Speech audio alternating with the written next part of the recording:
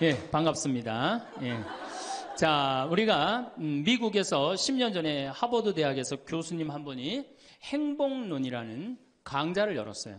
그런데 처음에는 많은 사람들이 의아했어요. 왜 의아했냐면 하버드 대학은 어딥니까? 세계 최고의 대학이죠. 쟤네들이 안 행복할 일이 뭐가 있느냐. 좋은 대학에 가고 미래가 보장돼 있는 아이들인데. 그래서 처음에 수강생들이 7명밖에 안 됐어요. 그런데 해가 가면 갈수록 하버드에서 가장 인기 좋은 강좌가 행복론이 됐어요. 마지막에는 요즘은 거의 1000명 정도 듣는다 그래요. 학생이 1000명이. 그러니까 거의 다 듣는다고 봐야죠. 사실 우리가 이 세상을 사는 이유가 뭐예요? 행복하려고 사는 거 아니에요? 이 세상을 사는 이유가 내가 자식 공부 열심히 시키고 내가 돈 많이 벌고 여러분들처럼 좋은 아파트 환경 좋은 데 가서 사는 이유도 다 뭐예요? 행복하기 위한 거예요. 그런데 이걸 뒤집어 보고 자세히 들여다보면은 행복이 뭔지를 모르고 어떻게 하면 행복하게 사는지를 모르고 내가 어떻게 돈을 쓰면 행복하게 사는지를 모르는 사람들이 대부분이에요. 뭐 때문에 사는지를 모르는 사람이 너무 많아요. 그래서 우리나라는 자 초등학교 태어나면서부터 공부하기 시작합니다. 어디 들어가려고? 서울대학 들어가려고. 그래갖고 서울대학이 몇 퍼센트 들어가요? 1% 들어가요. 그럼 나머지 99%는 무슨 생각이 들어요? 참 난 불행하다. 그런 생각 참 많이 해요.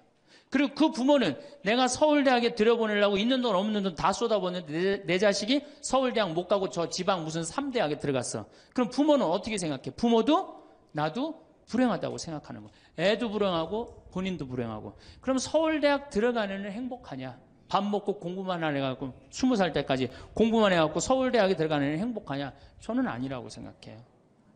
그래갖고 직장에 겨우 들어가 이제는 20대 백수 천지입니다.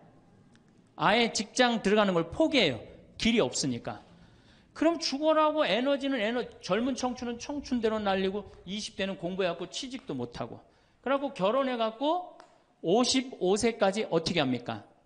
또 애 교육시켜야지. 또 내가 얼마 전에 그 어느 용인에 있는 유치원에 엄마들한테 이렇게 강의를 이렇게 갔는데 너무너무 그 원장 수님한테 슬픈 얘기를 들었어요. 그 유치원 애들한테 그 유치원이 제가 보기엔 전국에서 제일 좋은 것 같아요. 마당도 넓고 시설이 너무너무 좋아. 그런데 그 유치원에서 다른 유치원으로 간대요. 영어 때문에.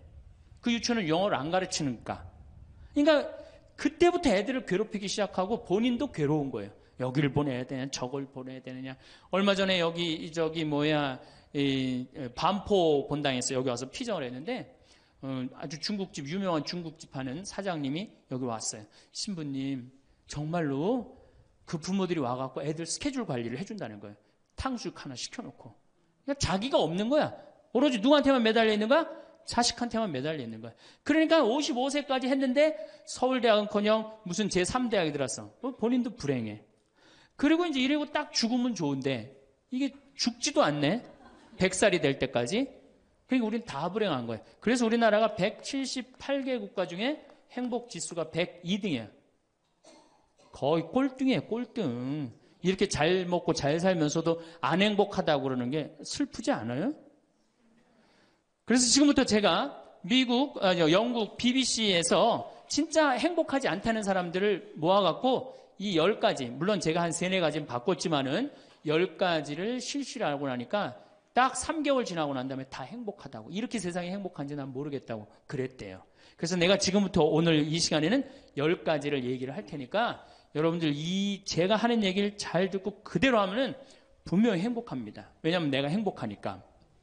첫 번째, 운동해라. 행복의 첫 번째 조건은 건강입니다. 몸이 아프면요, 아무것도 할 수 없어요. 몸이 아프면 뭐든지 귀찮습니다. 몸이 아프면 자신감도 없습니다. 몸이 아프면은 돈도 빠져나갑니다. 그러니까 내가 행복하려고 그러면 제일 먼저 뭐 하면 돼요? 운동하면 돼요. 그래서 30분 정도, 일주일에 3번 정도 몸 안에 산소를 충분히 공급해줘야 돼. 몸 안에 산소를. 그러면은 모든 기관이 다 좋아져요. 산소 공급해주는 제일 좋은 방법은 뭐예요? 걷는 거, 산에 가는 거. 그리고 그것도 여의치 않으면 여러분들 스트레칭 하는 거. 그리고 내가 조금 돈이 있다, 수영장 가는 거. 수영장 가는 거 참 좋아요. 벤자민 플랭클린이라는 사람이 미국의 독립 선언문을 기초한 분이에요. 이분이 뭐라고 그러냐면 여러분들 잘 아는 유명한 얘기입니다. 재산을 잃으면 조금 잃은 거고 명예를 잃으면 반을 잃은 거고 건강을 잃으면 다 잃었다 그랬어요. 건강을 잃으면 다 잃은 거예요. 저도 원래 관절염이 있었어요. 그래갖고 내 동창들이 나보고 40살 네가 넘어서 살면은 이별여행 가준다고 그랬어요. 세계 이별여행. 그때까지 못 살 것 같았거든. 그리고 내가 보자 신부 때도 교우들이 나한테 그랬어요. 아유, 신부님 곧 쓰러져서 죽을 것 같아요. 그랬어요. 정말로 그렇게 건강이 안 좋았어요. 근데 제가 수영을 하면서부터 건강해지기 시작해서 수영하면서. 지금 수영장 25m 풀 40밖에 한 번도 안 쉬고 돕니다. 한 번도 안 쉬고. 그거 어려운 거 아니에요. 조금만 여러분들 투자하면. 그걸 이제 그런 이 건강에 자신이 생기니까 요즘은 뭐를 해요? 스킨스쿠버 다이빙을 합니다. 이게 지구상에 여러분들이 보는 건 30%예요. 70%는 어디 가 있어요? 바다에 가 있어요. 바다 안에 들어가 보면 정말로 아름답고 신비해요. 그러니까 건강하니까 옛날엔 꿈도 못 꿨죠. 제가 바다에 들어간다는 건 꿈도 못 꿔. 나 하나 걸어 다니기도 힘들었는데. 근데 지금은 너무너무 좋고 행복해요. 건강의 행복의 첫 번째 조건은 뭐예요? 건강이에요. 여러분 오늘 당장에 집에 가갖고 신부님 지금 애 키우고 너무 돈이 좀 빠듯합니다. 쉬운 방법이 하나 있어요. 집에 가서 학원 끊어요. 애들 학원. 학원만 끊으면 여러분들 뭐가 생겨? 돈이 생겨요. 그 돈 가져와서 여러분들 건강 먼저 챙기세요. 그게 자식을 위하는 길이에요. 그래서 행복하려면 뭐 해라? 운동해라. 두 번째, 감사해라. 이거 참 우리가 못하는 것 중에 하나예요. 하루에 5가지씩 감사라는 거예요. 하루에 5가지씩. 저는요, 이 얼굴은 제가 씹다 뱉은 수제비 같이 생겼어도 이 목소리 하나는 정말로 100만 불짜리라고 그래요. 목소리 좋죠? 제가 이렇게 강론을 잘 못해도 할머니들이 제 손을 꼭 잡고 항상 뭐라 그러냐면 신부님 너무 강론이 귀에 쏙쏙 들어온다고. 그게 강론을 잘하는 게 아니에요. 제 목소리 톤이 이렇게 대중한테 귀에 쏙쏙 들어가는 톤이에요. 얼굴은 씹다 뱉은 수제비 같이 생겼어도 목소리 좋은 건 신부한테는 최고 선물 아니에요? 아니 내가 얼굴 못생긴 거 이거 원망한들 이거 다시 바뀝니까? 안 바뀌어요. 제가 키가 1m 원래는 67이었어요. 아 근데 30대 후반이 되니까 66으로 줄어들더라고. 아 요즘 재보니까 65로 떨어지고 있어요. 자꾸 이게 쭈그러들어 키가. 그래 내가 키가 1m 70이 안 넘는다고 원망한들 다시 늘어납니까? 여러분들 중에 내가 가지지 못한 거 아무리 안타까워해도 절대 가질 수 없어요. 내가 머리가 깡통이야. 근데 아무리 두들겨 팬다고 걔가 똑똑한 놈 됩니까? 한 번 깡통은 영원한 깡통 되는 거예요. 그런데 애는 깡통인 현실은 무시하고 내 희망이 서울대학이라고 애를 괴롭히면 여러분들 행복할 것 같아요? 행복하지 않아요. 내가 가지고 있는 것을 감사하는 거. 이거 굉장히 중요합니다. 제가 군대 가기 전에 우리나라를 한 바퀴 여행을 해야 되겠다. 그리고 청량리에서 기차를 타고 강릉 앞바다에 딱 도착을 했는데 새벽에 태양이 뜨는데요. 구름 한 점 없는 바다에서 태양이 뜨는데요. 불덩어리가 떠오르는 거예요. 전 지금도 그걸 보여주게 하신 하느님 아버지한테 정말 감사해요. 여러분들 그런 태양 보신 적 있으세요? 3대가 공을 쌓아야지 봅니다. 바닷가에 사는 사람들도 잘 못 봐요. 왜냐하면은 뜰 때 항상 구름이 이렇게 깔려 있지 그냥 맨 바다가 있기는 그것이 절대 쉬운 게 아니에요. 근데 내 그때 막 군대 가기 바로 직전에 하느님께서 그 태양을 보여주실 때 제 마음이 어떻겠어요? 이거는 얼마나 감사해요. 그러니까 매일매일 감사해야 돼요. 저는 맨날 수원에 있는 어머니 아버지한테 감사하잖아요. 이렇게 인사. 이렇게 목소리 좋게 놔주셔서 감사하다고. 또 작년에 제가 아프리카를 갔었어요. 아프리카를 갔는데 세렝게티 초원을 갔어요. 세렝게티 초원이 얼마나 넓으냐면 서울서부터 대전까지 한 평야예요. 딱 한눈에 펼쳐져요. 믿어지지가 않죠. 가서 보세요. 신부님 무슨 돈으로? 학원만 안 보내면 다 생깁니다. 학원만 안 보내면 다 생겨요. 그런데 서울서부터 대전까지 딱 펼쳐졌는데 마침 누때 이동 시기에 우리가 같이 이렇게 다니는 거하고 맞물렸어요. 200만 마리가 이동을 하는데 여러분들 200만 마리 상상이 가요? 그 푸른 초원에 누때 200만 마리가 이동을 하는데 내가 이 하느님이 창조의 세상에 내가 들어와 있구나. 그걸 느끼는 거예요. 감사하는 거예요. 그리고 우리 인생 돌아보면요. 억울한 거, 분한 것만 생각하면 여러분들 도움 돼요? 우리가 습관을 잘못 길렀어요. 우리 할머니들 나하고 대화 꼭 해보면은 내가 지난번 강의 때도 말씀드렸지만 뭐 신부님 내 말 좀 들어보세요. 그럼 꼭 대동아 전쟁부터 참 억울하고 분한 것만 다 나열한단 말이야. 그럼 그 인생 행복하겠어요? 인생 돌아봐서 즐거웠던 거, 행복했던 거. 여러분들 아이가 첫 걸음 뛰었을 때 행복했어요? 안 행복했어요? 그때 막 흥분됐죠? 그렇게 행복했던 순간은 다 까먹고 억울하고 분한 것만 그대로 차곡차곡 쌓아놓으면 그 사람이 행복할 것 같아요?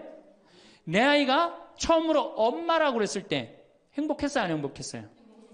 그럼 그것만 생각하라는 거예요. 지난 과거를 돌아볼 때 즐거웠던 거, 행복했던 추억만 마음에 자꾸 쌓일 때 내 마음이 이뻐지는 거. 우리 성가에도 내 마음은 주님께서 가꾸시는 작은 정원이라는 노래도 있잖아요. 근데 그놈의 정원이 그냥 가시반, 뭐 그냥 미움, 분노, 증오만 꽉 차 있다면 그 밭이 행복한 정원이 되겠어요? 정원이 안 됩니다. 여러분들 아파트 입주했을 때 동백지구에 행복했어요? 안 행복했어요? 행복했죠? 그 앞뒤로 산이 다 있고 얼마나 좋아요. 그렇죠? 그런 것만 하란 말이에요. 자식이 깡통인 거 막 거기에만 매달려 있고 그러지 말고. 그래서 5가지 감사를 드리라는 거예요. 우리는 감사드릴 이유가 얼마나 많아요. 여러분들 나무는 한번 저 자리에 딱 심어지면은 100년이고 1000년이고 움직일 수 있어요? 없어요? 근데 우리는 움직여갖고 지금 경기도 이 강원도까지 와갖고 여러분들 맑은 공기, 이 꽃 가득한데 여러분들 산책하는 거 보니까 꽃 속에서 꽃이 산책하는 것 같아. 너무 보기 좋더라고. 얼마나 좋아요. 물고기는 물 속에서만 살 수 있어요. 그렇죠?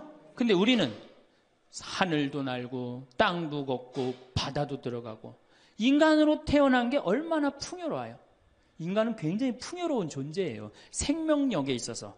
그 풍요로움을 내가 마음껏 누리고 느끼고 살아가는 사람이 있는가 하면은 뒷방에 처박혀갖고 원망하고 분노하고 저주하는 사람, 그리고 살아가는 사람이 있어요. 여러분 어느 걸 선택하시겠어요? 먼저 거를 선택하시는 게 굉장히 중요해요. 그래서 항상 감사해라. 3번째, 대화해라. 이게 100년 살 사람들의 숙제 중에 숙제입니다. 대화가. 왜냐하면 이게 30년 공자님 시대엔 평균 연령이 38세였어요. 대화할 시간이 어디 있어요. 애 놓고 애 키우고 그러다 죽기 바쁜데. 근데 지금 애가 다 직장에 다니고 손자 손녀까지 낳는데도 내가 죽어요 안 죽어요? 그러면 그 많은 시간 뭐 하고 살 거예요? 그 많은 시간 대화하고 살아야 돼. 나하고 영적으로 맞는 사람하고 이야기하는 거 굉장히 중요합니다. 영적으로 맞는 사람이랑 대화하는 거. 나는 우리 신부들하고 대화하는 거 참 좋아하는데 나는 우리 그 동기 신부들도 뭐 친한 편이지만은 우리 선배들하고도 많이 친해요. 내가 아주 좋아하는 신부 베드로 신부가 작년에 나하고 북유럽을 여행을 가기로 했는데 이 신부가 몸이 아파갖고 다시 복귀를 해. 그러니까 이제 다시 본당 신부로 발령을 받아서 이렇게 일반 여행을 가기 싫고 성주순례를 가고 싶었나 봐요. 나하고 약속을 깨고 저는 혼자 북유럽을 가고 이 신부는 메주고리를 갔다 왔어요. 메주고리를 갔다 왔는데 내가 이제 교구청 강의 나가거나 교구에 강의 나갈 일이 있으면 그 집에서 잠을 잘 자요. 이제 그 성주순례 갔다 오고 난 다음에 그 집에서 잠을 자는데 그 신부가 미안했는지 성주순례 갔다 온 이야기를 해주는 거예요. 메주고리는 40년 동안 성모님이 4명한테 매일 발현한대요. 한 명한테는 부활 때, 성탄 때, 또 한 명한테는 8월 10, 매달 15일에 이렇게 발현을 한대요. 그곳에 이제 갔는데 거기서 신부님을 한 분 만나셨대요. 어떤 신부님을 만났느냐 하면은 이탈리아 신부님인데 시실리 본당 신부님을 만났대요. 근데 이 신부님은 나이가 굉장히 80이 다 된 할아버지래요. 근데 이 할아버지가 신앙의 여정이 특별했던 거야. 이 할아버지 신부님은 태어나면서부터 엄마가 뭐라고 그랬냐면 너 신부되라 그랬대요. 그러니까 머릿속에 딱 신부 외에는 아무것도 박혀 있는 게 없는 거예요. 그리고 엄마가 얼마나 무서웠느냐 하면은 줄미사를 빠지면은 빨개 벗겨갖고 내쫓았대요. 신부될 놈이 줄미사를 빠진다고. 그리고 일주일을 굶겼대요. 그러니까 한 번도 다른 걸 생각해 본 적이 없는 거, 무서워갖고 엄마가. 그리고 자기는 신부가 팔자인 줄 아는 거예요. 그래갖고 신부가 됐으니 뭐가 행복해? 자기가 원한 것도 아닌데 이끌려서 그냥 신부가 됐는데. 그래갖고 정말로 신앙심 없이 이 신부님이 10년을 그냥 살았대요. 그 신부님도 아마 엄마 죽으면 이제 관두려고 이제 이게 언제 죽나 기다리는데, 이제 사제로 생활을 한 지 10년이 됐는데 자매들하고 어느 날 같이 있는데 자매 중에 하나가 마귀가 걸린 거예요. 그래갖고 막 마귀짓을 하는 거예요. 막 마귀짓을 해요. 그래갖고 주위의 자매님들이, 그땐 1950년대니까 구마기도 함부로 못했거든요. 신부만 할 수 있었어요. 신부님 빨리 하셔라. 난 못한다. 왜 못하시냐? 사실은 내가 신앙심이 없어갖고 이렇게 안수기도를, 마귀를 쫓는다고 안수기도를 하면은 그 마귀가 금방 내가 신앙이 없는지 알아볼 거다. 그래서 나한테 들어올까봐 나 무서워서 난 못한다. 그래도 신부님밖에 없는데 어떻게 하시냐? 신부님이 하셔라. 그래서 어쩔 수 없이 구마기도를 했대요. 머리에 손을 얹고 뭐라고 이 신부님이 기도했느냐면, 마귀야 부탁이니 제발 나한테만 들어오지 말아다오, 이렇게 기도를 했대요. 그런데 마귀가 나간 거예요. 그래갖고 자매가 깨어나고, 신부님 너무 감사하다고, 나 마귀 쫓아내줘서. 그런 소리 하지 마라. 난 마귀 쫓아낸 적 없다. 그저 나한테만 들어오지 말라고 그랬다. 아니라고. 신부님이 머리에 손을 얹었을 때 성령의 힘이 얼마나 셌는지 마귀가 자기를 끌고 나가려고 그랬는데 못 끌고 나갔다는 거예요. 그때 신부님 마음이 조금 뜨거워진 거예요. 나같이 신앙심 없고 나같이 이게 수동적인 인간도 주님께서 도구로 쓰시는구나. 그래서 조금 마음이 열렸어요. 마음이 열려도 이 신부님은 너희는 모두 이것을 받아 먹어라. 이는 너희를 위하여 내어줄 내 몸이다. 이렇게 하면서도 20년 동안 미사를 하면서도 정말 거룩한 변화가 일어날까 의심을 했었대요. 아직도 내 신앙이 약하니까 안 일어나겠지.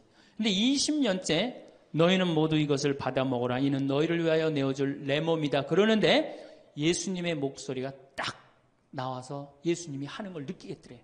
그러니까 미사도 누가 지내는 게 아니다?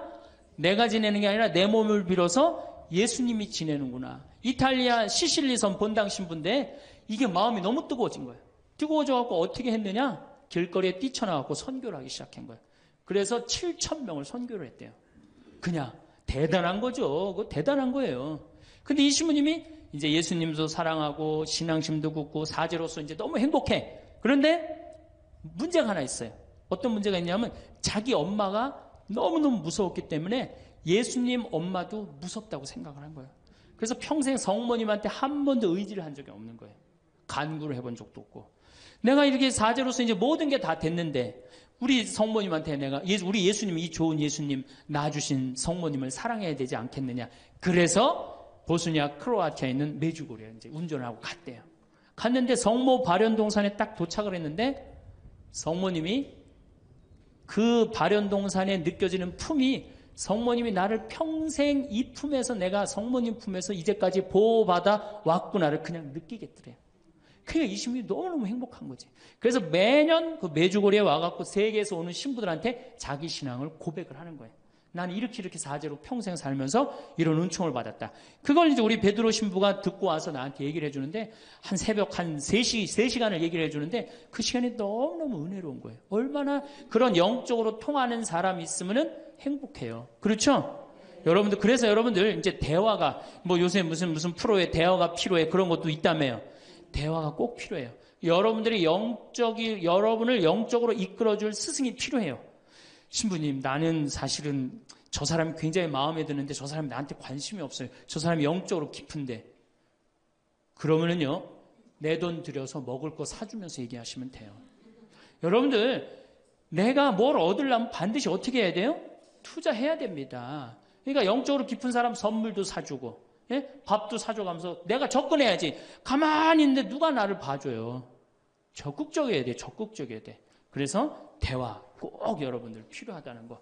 제일 좋은 건 남편이죠. 근데 남편이 안 되면은 주위에 다른 사람들, 주위에 영적으로 깊은 사람들 많아요. 또 뭐 판교가 뭐 땅값이 좋대더라, 뭐 동탄에 그 아파트 거기 상가가 좋대더라, 이런 사람 말고 정말로 삶의 질이 높은 사람, 영적으로 하느님 나라를 정말 갈구하는 사람, 이런 사람하고 가까이 지내고, 그런 사람한테 가까이 지내려면 어떻게 해야 돼? 내가 먼저 다가서야 돼요. 그래서 대화가 꼭 필요하다. 네 번째, 공부해라. 이거 정말로 중요한 것 중에 하나예요. 우리가 초등학교 6년, 중고등학교 6년, 대학교 4년 배워서 몇 살까지 울고 먹어요? 50까지. 실질적으로는 대학교 졸업하고 2년만 지나면 자기가 배운 게 다 끝난대요. 그런데도 우리는 공부 안 하고 어떻게 해? 그냥 사는 거예요. 50부터 100살까지 남은 인생 또 50년 남았는데 어떻게 해요? 그냥 사는 거예요. 아니, 용감해도 그렇게 용감할 수가 있어요? 공부를 안 하고? 저는 제가 신부가 돼서 환경에 너무너무 관심이 많았어요. 그런데 저는 인문학을 공부했잖아요. 종교 철학, 뭐 신학 이런 걸 배웠는데 환경을 딱 접근하니까 너무 어려워. 무슨 BOD가 어떻고, 뭐 COD가 어떻고, PPM이 어떻고, PPT가 어떻고, PPB가 너무너무 어렵더라고요. 그래서 내가 공부를 해야 되겠다. 그래서 아주대학교 산업공학과 환경공학과에 공부를 했어요. 대학원을. 2년을 공부하고 나니까 석사 학위가 나오더라고요. 석사 학위가 나오니까 환경부에서 연락이 왔어요. 신부님 지금 전국적으로 60명 환경 강사를 모집하는데 천주교에 보니까 공학 석사 학위 따신 분이 계시니까 좀 나와주라고. 그럼 해라고. 그래갖고 이제 한강 관리청인가 하여튼 어디에 제가 이름이 등록이 됐어요. 전국으로 다 뿌려졌어요. 그런데 천주교 교우들이 교육을 담당하면 다 날 부르는 거. 환경 교육을 담당하면. 전라도 고금이라면서 저를 불러요. 일반 주부대학에서. 고금이 어디냐 그랬더니 일단 비행기를 타라고 그러더라고. 광주행 비행기를. 광주행 비행기를 탔어요. 여러분 고금이 어딘지 아세요? 여러분들도 모르죠? 광주행 비행기를 탔어요. 비행기를 탔더니 이제 자가용이 날 데리러 나왔어요.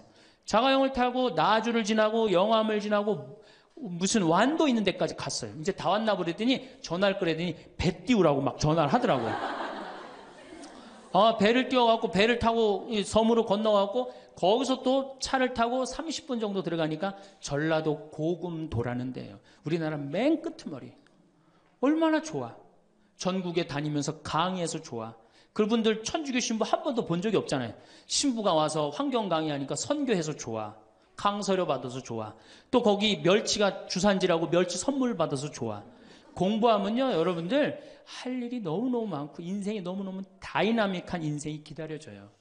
호스피스를 배워도 되고 무슨 공예를 배워도 되고 자수를 배워도 되고 수지침을 배워도 되고 도자기를 배워도 되고 플룻을 배워도 되고 남은 인생이 50년이란 말이에요. 50년. 여러분들 50년이 짧아요? 앞으로? 그런데 공부 안 하고 그냥 버티고 그냥 살 거예요? 이제 공부하셔야 돼요. 공부를 하셔야만이 여러분들의 인생이 행복해집니다. 5번째, TV 시청을 반으로 줄여라. 이게 이제 문제 중에 문제예요. 제가 전전 시간에도 TV에 대한 얘기를 했지만 현대의 하느님이 누구예요?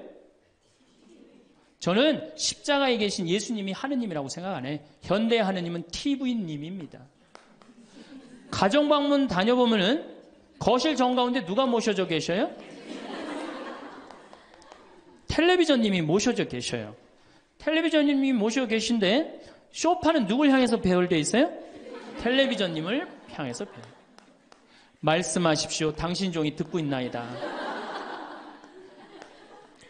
텔레비전님이 시키는 대로 다 합니다. 마가 좋으니 마를 사 먹어라. 그럼 다음날 다 줄 서서 마 사 먹고, 도라지가 좋으니 도라지를 사 먹어라. 그러면 또 다 도라지 사 먹고. 텔레비전이 시키는 대로 하는 거예요. 아침에 일어나고 누구한테 제일 먼저 문안 인사드려요? KBS님 밤새 안녕히 주무셨습니까?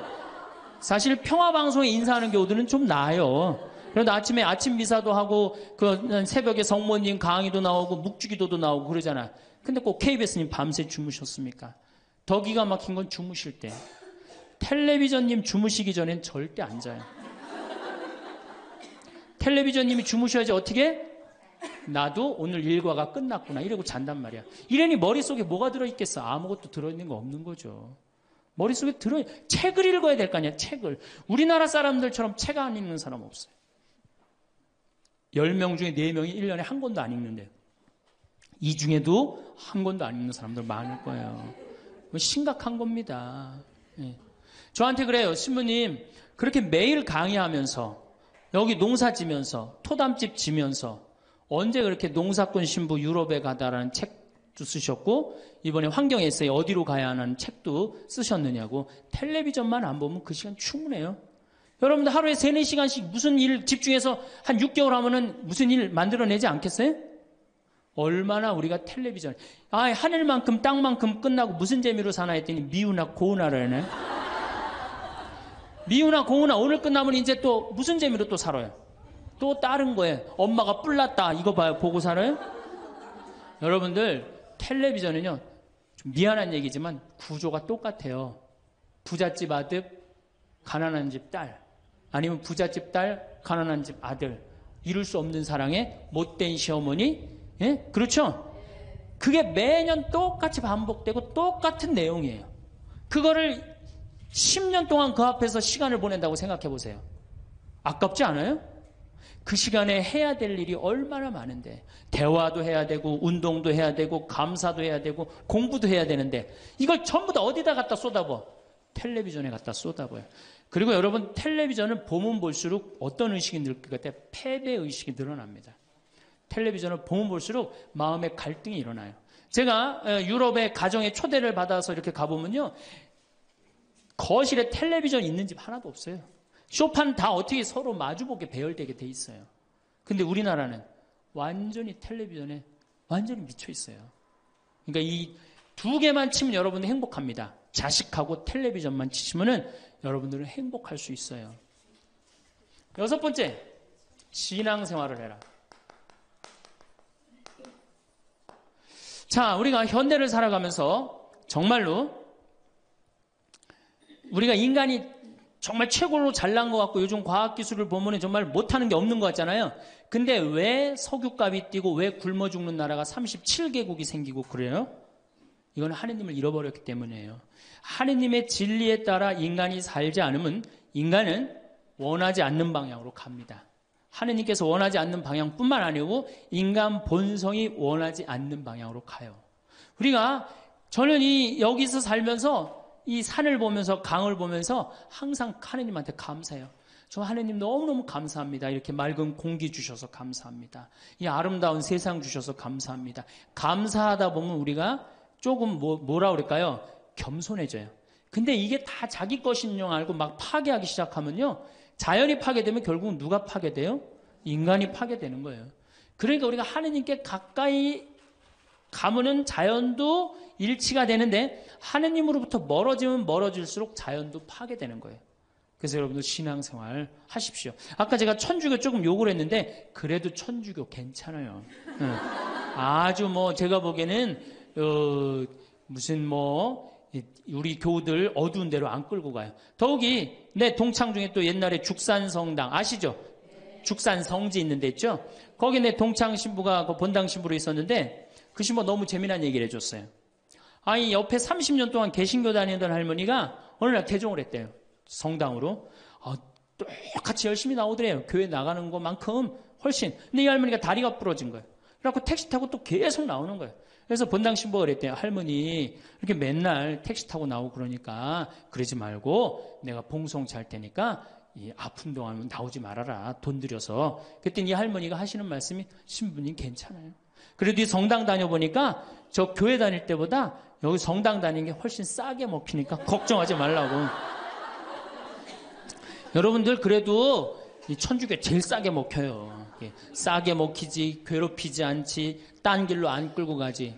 정말 하느님께 우리가 의지하고 산다는 거, 이거 굉장히 우리 나를 위해서 좋은 거예요. 또 우리가 이 세상 사는 목적이 뭐냐면 내 영혼 구원이에요.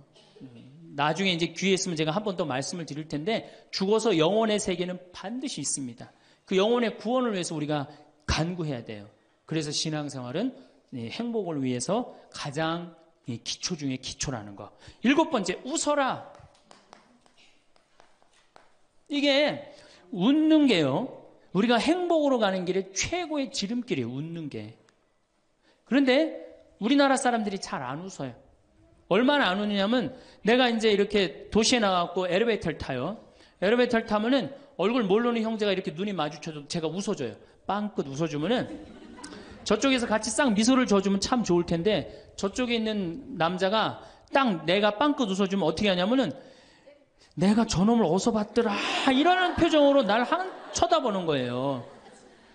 근데 여러분들 유럽을 가고 제가 뭐 미국을 가고 아프리카를 가고 파푸아 뉴기니를 가고 인도를 가도 눈 마주쳐갖고 제가 웃어주면 다 웃어줘요. 근데 절대 안 웃는 나라가 우리나라예요. 얼굴 모르는 사람 이렇게 마주쳐갖고 웃으면요. 심지어는 여기 우리 생태마을을 찾아오는 사람도 제가 웃어줘도 안 웃어요. 그만큼 경직돼 있는 거예요. 여러분들이 간지러움을 태우고 수술한 사람이랑 마취를 하고 수술한 사람이랑 깨어날 때 누가 덜 아플 것 같아요? 놀랍게도 간지러움을 태우고 수술한 사람이 덜 아프다는 거예요. 웃는 게 우리한테 그만큼 좋은 거예요. 근데 이게 이제 50대 된 여인한테 이제 저 여인이 인생을 어떻게 살았느냐 안 살았느냐가 딱 보여요. 50대 된 여인이 막 항상 웃고 그런 얼굴은요. 50대 되면 얼굴 뭐 오똑하고 눈 이거 다 똑같아. 얼굴이 그 얼굴을 다. 그런데 늘 웃고 살아온 자매는요. 참 예뻐요. 편안해 보이고. 주름이 한 560개 정도 이렇게 탁 하면서 얼굴이 굉장히 편안해져요. 근데 이게 안 웃은 여자는 주름이 17개밖에 안 생긴대요. 그러니까 560개면 자갈자갈자갈하니 이쁜데 부담스럽지 않은데 17개면 얼마나 부담스러워요. 이마에 칼자국 나인 것이 쫙 굵은 주름 여기 쫙. 이 사람은요 웃어도 무서워요. 예, 웃어도 무서워요. 그러니까 여러분도 웃으면서 사세요. 제가 보통 강의를 이렇게 다니면 일반 주부대학 이렇게 강의를 달 때는 아해모 어해줘요. 얼마나 잘 웃는지 몰라요. 근데 내가 일반 공무원들 이렇게 강의를 갈 때가 있어요. 특히 무슨 뭐 이렇게 과장들 뭐 이런 그런 분들 한 번은 한 200명을 강의를 했는데 죽는 줄 알았어 내가. 2시간 내내 한 번도 안 웃는 거예요. 내 강의를 듣고. 그런데 여러분들 남녀 수명의 차이가요 6년이 납니다. 6년이.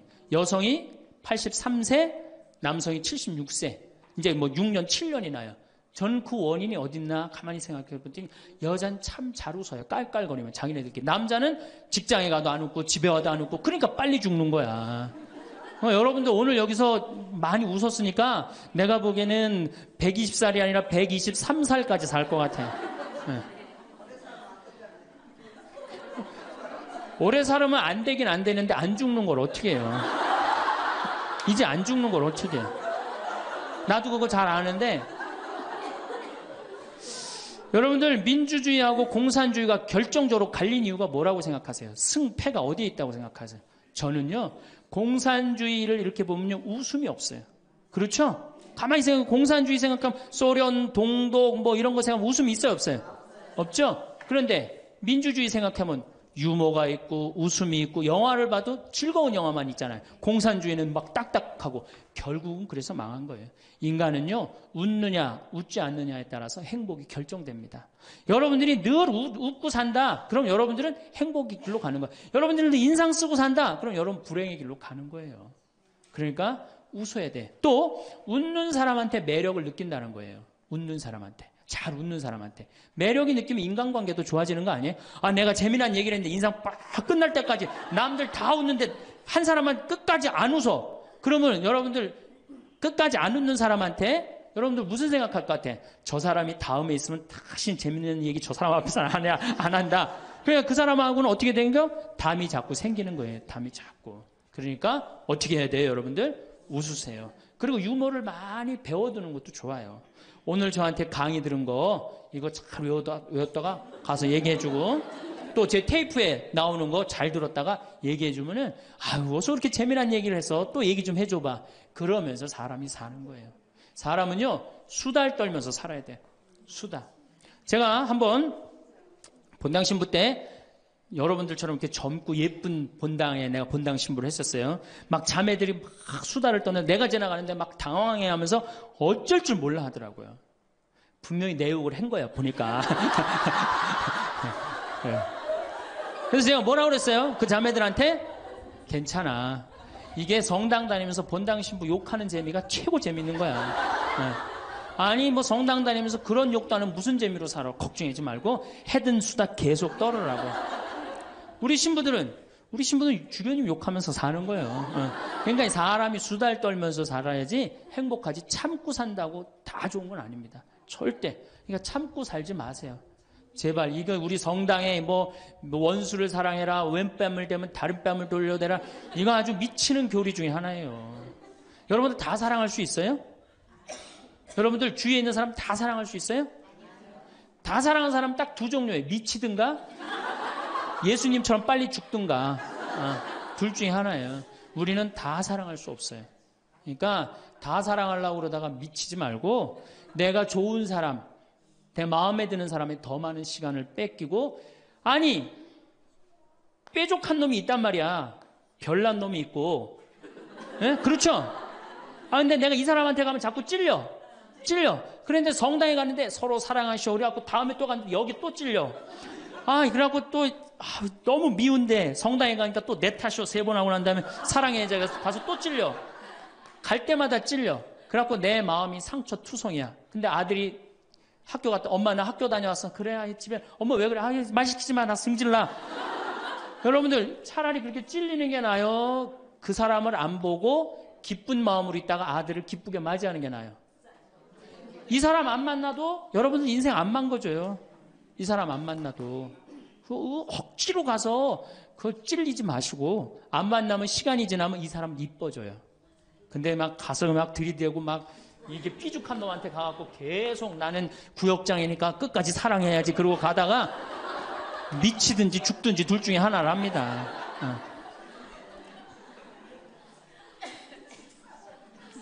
8번째, 전화해라.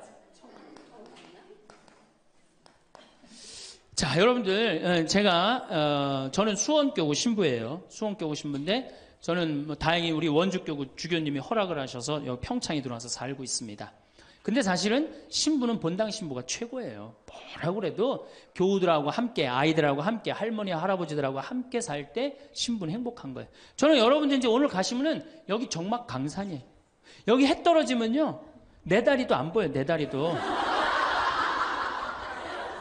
해 떨어지면 내 다리도 안 보여. 여기 아까 잠깐 앉아서 신부님 너무 경치가 좋다고 그러는데 딱 하루 좋은 거예요.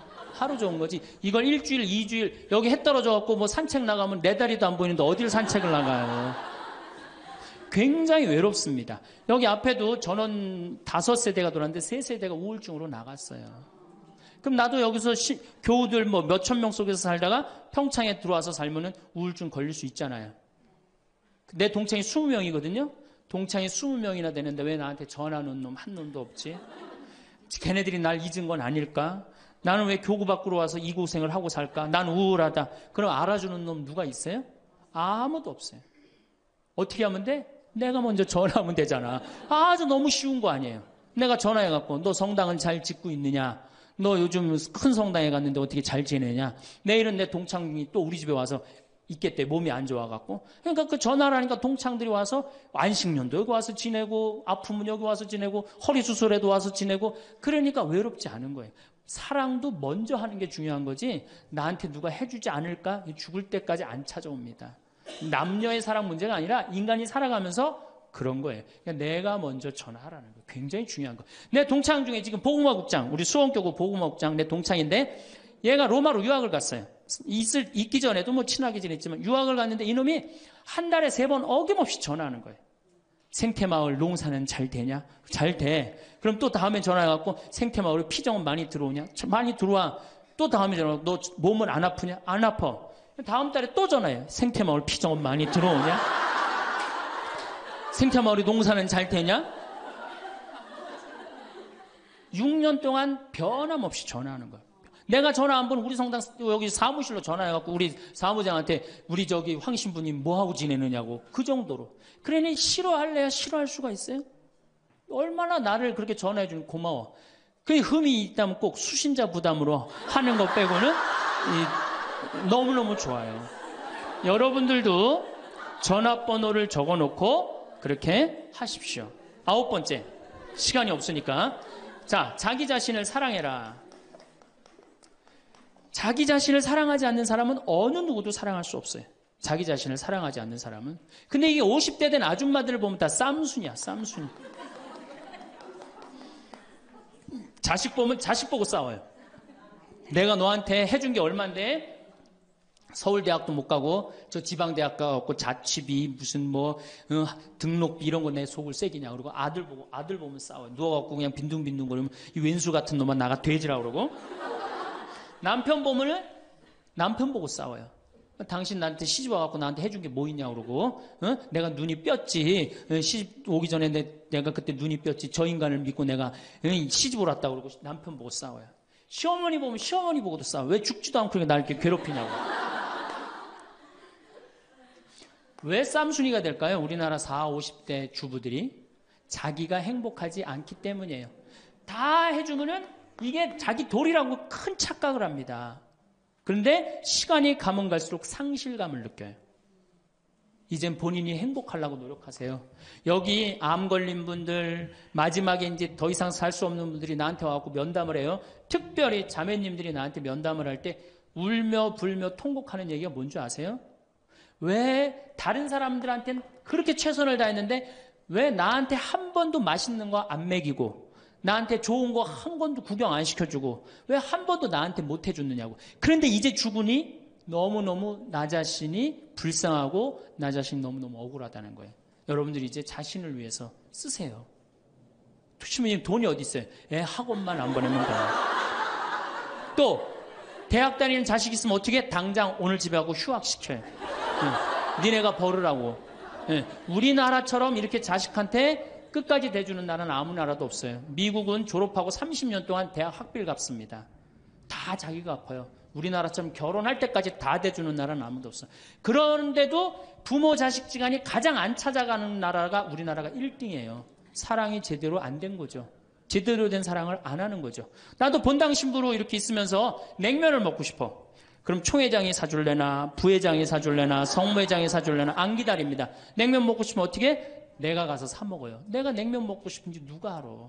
내가 가서 사 먹으면 되지. 그러니까 아무도 못 얻어먹어서. 그럼 이제 가을 지나고 나는데 가을 때 강론 때 내가 교우들이 3,000 여기 3,500명이라며 교우가 3,500명 냉면 하나도 못 사 먹었 얻어먹었다. 그럼 교우들이 무슨 생각할 것 같아? 우리 신부님 챙겨주는 사람 하나도 없고 빨리 장가 보내드려야 되겠다. 이런 생각한단 말이에요. 그래서 나는 내가 사 먹어요. 내가 사 먹는 동시에 혼자 사 먹으면 청승 맞잖아요. 회장님들 데려가서 내가 사줘요. 내 돈으로. 신부님 무슨 돈이 있어서? 나 강사료 많으니까 다 사줘요. 근데 우리 천주교 교우들은요. 먹고 떨어지는 법이 없어요. 언제 효과가 나타나? 내 영명 죽일 때 다 돌아와요. 그러니까 어떻게? 나도 행복하고 교우들도 행복하고 얼마나 좋아. 자기 자신을 사랑하십시오. 자기 자신을 귀하게 여겨야만이 그런 나를 보고 다른 사람이 행복한 거예요. 엄마가 맨날 인상 쓰고 있으면 자식이 행복하겠어요? 남편이 행복하겠어요? 시어머니가 행복하겠어요? 늘 밝은 모습으로 이렇게 행복하게. 그러니까 여러분들 자신을 사랑하세요. 10번째, 시간이 없으니까 맨 마지막으로는 이웃에게 친절해라. 이게 이제 문제 중에 문제예요. 우리 천주교 교우들이 무겁게 신앙생활 합니다. 십자가의 길도 하고 양심 성찰도 하고 때로는 묵상도 하고 심하게는 관상기도까지 막 어디 다니면서 해요. 근데 실질적으로 그렇게 무겁게 신앙생활을 하는 만큼 이웃한테 넉넉하냐? 넉넉하지 않아요. 1,000원 갖고 얼마나 치사하게 구는 줄 아세요? 여러분들 1,000원 가지고 정말 1,000원 때문에 막 갈등하고 괴로워하고 힘들어하고 얼마나 그런 줄 아세요? 여러분들 전철을 탔어요. 아, 마음 편안하게 딱 앉아있는데 갑자기 누가 바구니를 들더니 맹인이 어두운 밤에 캄캄하 이러면 이때부터 갈등하기 시작하는 거야. 이 1,000원을 줄까 말까 이때부터 괴로워하고 얼굴이 빨개졌다 하여졌다. 누가 주래 옆에서 누가 그런 적도 없는데 내가 100만 원 갖고 괴로워하면 또 이해를 해요. 이건 1,000원 가지고 딸랑 1,000원 가지고 줄까 말까. 그리고 뒷꼭지를 보고 뭐라 그래. 그래도 1,000원을 줄걸. 하느님이 이런 나를 보고 하늘에서 무슨 생각할 것 같아요? 저걸 천당에 데리고 올까 말까. 뭐하러 십자가의 길을 하고 뭐하러 이렇게 심각하게 참회절을 해요? 이런 거 하나도 제대로 못할 거라면은. 재작년에 여기 물폭탄이 터졌어요. 그래갖고 다 잠겼어요, 평창에. 근데 안성에 있는 요셉 양로원, 농아 양로원 할머니들이 전화가 왔어요. 수녀님을 통해서. 신부님 우리가 돕고 싶다는 거예요. 아니 무슨 무료 양로원 있는 할머니들이 돕느냐. 자기네들이 정부에서 나오는 돈이 있대요. 그래서 1,000원씩 고수톱 칠 때 고리도 뜯고 음식물 남기면 1,000원씩 모은 돈이 50만 원을 모아뒀대요. 그래서 여기 우리 형제 중에 조립식에 사는 형제가 집이 다 떠내려갔어요. 그래서 와라. 이랬더니 80만 원을 갖고 왔어. 할머니들이. 한 4, 5분이 말 못하는 할머니들이. 그리고 이불 12채, 전기밥솥 하나. 아니 무료 양론에 사는 할머니도 1년에 한 번씩 돕는다는데 그 살기 좋다는 동백에서 살면서 한 번도 안 도우면은 여러분들 천당 갈 것 같아요? 못 가. 아니 우리가 너무 이웃한테 인색하게 살아요. 내가 시장에 나갔어. 시장에 나갔는데 다리 잘린 분이 이 고무 타이어를 하고 막 음악을 틀고 껌을 이렇게 리어카에 밀고 와. 그러면은 야 천당 갈 공로살 기회가 오는구나. 이런 생각을 해야 되는데 무슨 생각을 해? 제발 내 쪽으로만 오지 마라. 여러분들 교황님이요 뭐라고 그러셨느냐면은 나는 행복했습니다. 여러분들도 행복하십시오. 그리고 가셨죠? 요한 바오로 2세 교황님이. 저는 그 말이 이 세상 어떤 명언보다도 명언이라고 생각해. 인간으로 와서 행복하게 살아야 돼요. 갈 때 행복하게 가야 돼요. 여러분들 신앙생활하는데 우울하게 하면 안 됩니다. 정말 내가 하느님 믿는 거 아니야. 온 우주의 아버지가 내 아버지 아니에요. 주인이 얼마나 행복해. 뭐 때문에 여러분들 고통스러운지 아세요? 욕심 때문에 고통스러운 거예요. 그 욕심만 조금만 내다버리면 마음이 얼마나 자유로워요. 다닐 때도 얼마나 많고 구경할 때도 많고 얼마나 아름다워요. 우리 그냥 대한민국처럼 아름다운 나라가 어디 있어요. 세계에서 제일 아름다운 나라가 대한민국이에요. 다녀볼 때 너무 많아. 결론으로 자 여러분들 지금 오늘 이제 집에 가면은 당장에 경복궁 먼저 가세요. 경복궁의 비원을 한번 가보세요. 그 조경이 얼마나 멋있어.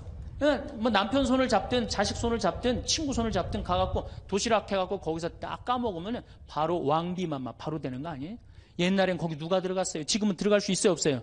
있잖아요. 5,000원 10,000원만 내면 5,000원만 되면 왕비가 될 수 있는데 그 행복한 길을 우리가 땅바닥 우울하게 쳐다보느냐고 못 찾아가고 있는 거예요. 그래서 전 여러분들이 행복했으면 좋겠어요. 여러분들이 행복해야지 대한민국이 행복합니다. 예, 감사합니다. 네. 참예수님.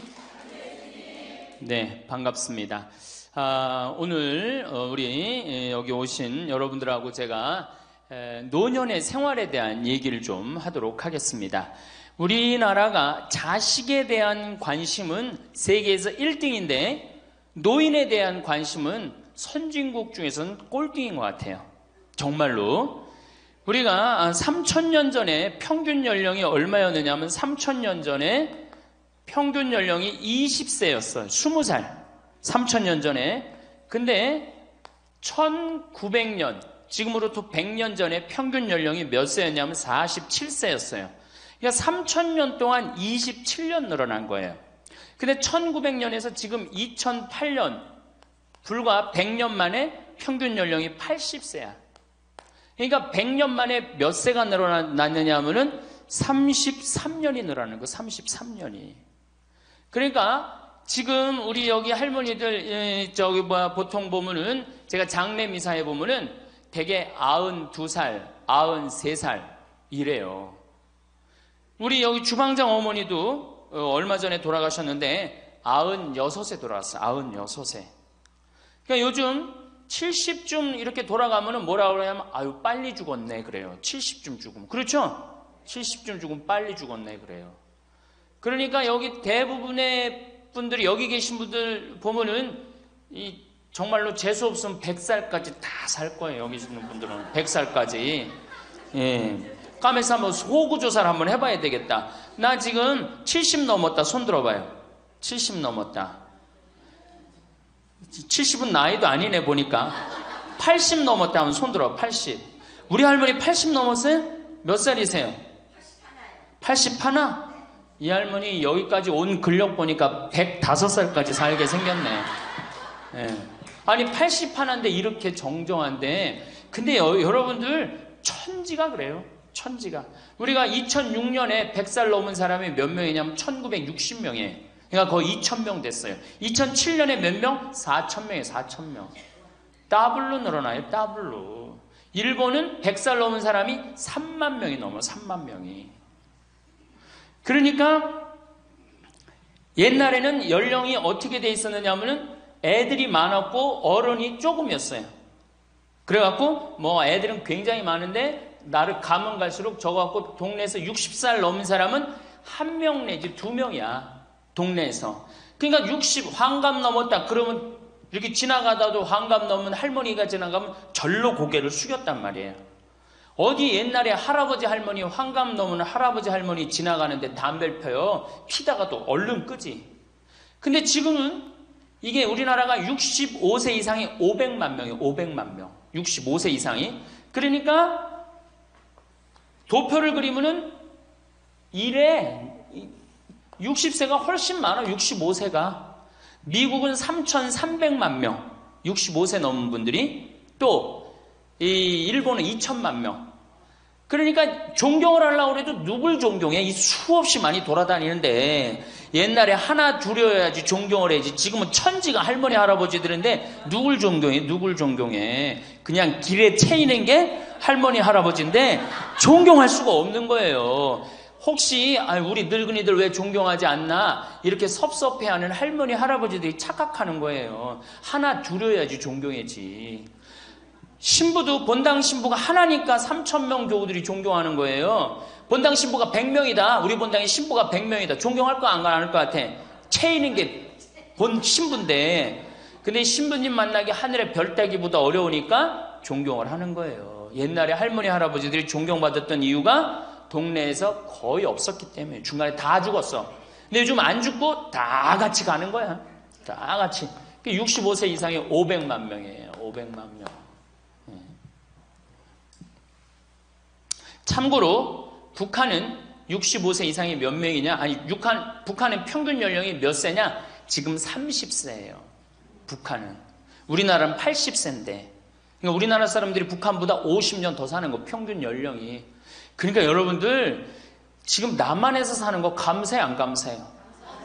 정말로 감사한 거예요. 우리가 지금 뭐 여러 가지 뭐 경제 불황이다 어쨌다 저쨌다 해도 6.25 끝날 때나 여러분들 해방될 때보다 지금 잘 먹고 잘 살아요 못 살아요? 그때 비하면 너무너무 잘 먹고 잘 사는 거예요. 그런데도 우리가 불행하다고 생각한다면 하느님이 축복을 엄청나게 줬는데도 그 축복의 가치를 모르는 거죠. 근데 어쨌든 우리나라는 지금 프랑스는 120년 동안 고령화가 천천히 진행됐어요. 근데 우리나라는 20년 만에 초고령 사회로 들어섰어요. 왜냐하면 우리나라가 왜 초고령 사회로 들어서느냐 하면은 우리나라가 먹을거리가 참 건강해요. 세계 5대 건강식품이 있는데 우리나라의 김치, 일본의 나또, 인도의 렌틸, 스페인의 올리브, 그리스의 요거트 이게 세계 5대 건강식품이에요. 근데 그 중에 우리나라 식품이 뭐가 있어? 김치가 있단 말이야. 근데 인도의 렌틸이나 일본의 나또가 뭘로 만드냐면 콩으로 만드는 제품이에요. 근데 우리나라 콩으로 만드는 제품이 뭐가 있어? 된장, 간장, 고추장, 그리고 더 기가 막힌 건 뭐예요? 청국장 있잖아요. 청국장. 이 좋은 걸 먹으니까 죽어요, 안 죽어요? 안 죽는 거예요. 그러니까 다른 나라 120년 동안 가는 초고령 사회를 우리는 몇 년 만에 가는 거예요? 20년 만에 지금 가고 있어요. 제가 병자성사를 가보면은요, 보통 95살 먹은 어머니를 며느리가 이렇게 모시면 며느리가 몇 살이냐면 70살이야, 70살.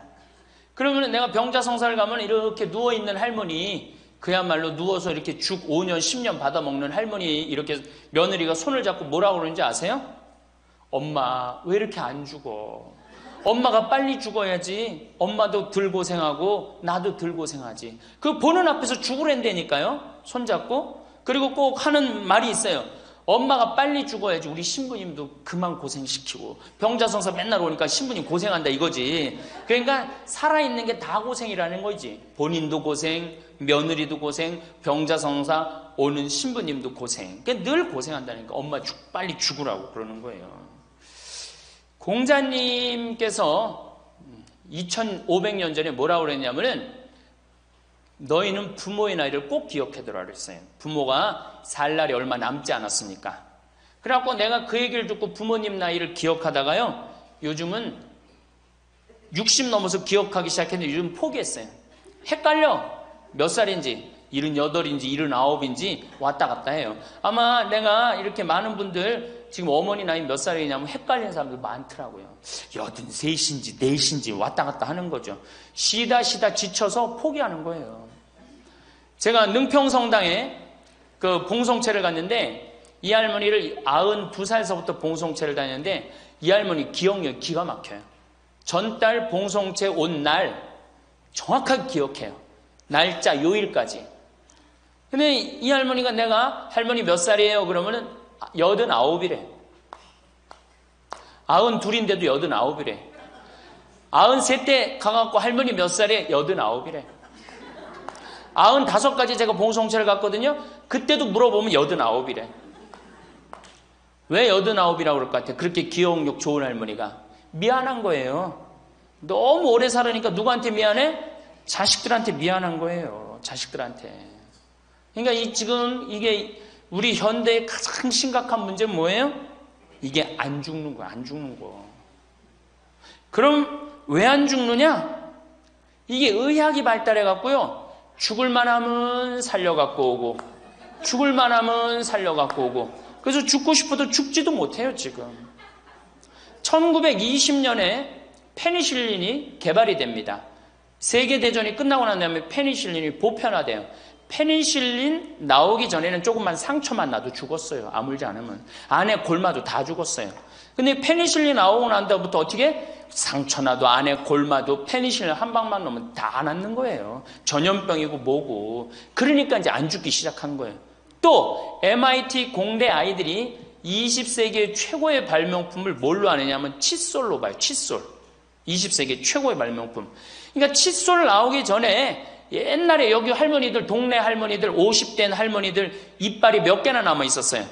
여기 하나, 그러고 뻥 뚫렸잖아요. 그렇죠? 그래갖고 그냥 옛날에는 합죽이 굉장히 많았죠. 이빨이 없으니까. 그리고 왜 옛날에는 이빨이 칫솔도 없었지만 왜 이빨이 이렇게 성하지 않았어요? 애를 7, 8, 10 놓으니 그거 애 놓으면서 힘쓰느냐고 잇몸 다 물러나고 이빨 빠지는 거예요. 근데 요즘 애도 안 놓지. 칫솔로 하지. 그러니까 이빨이 하나 둘이면은 50쯤 되면 이빨이 다 빠져요. 이빨이 하나 둘이면 어떻게 해요?